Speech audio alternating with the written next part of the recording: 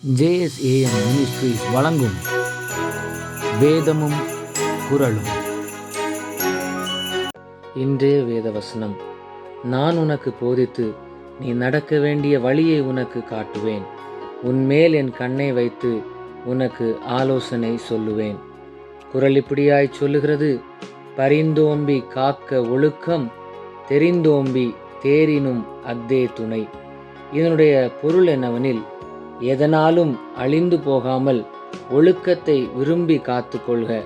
அறங்கள் பலவற்றையும் ஆய்ந்து இம்மை மறுமைக்கு துணையாவது எது என தேர்வு செய்தால் ஒழுக்கமே துணையாகும்.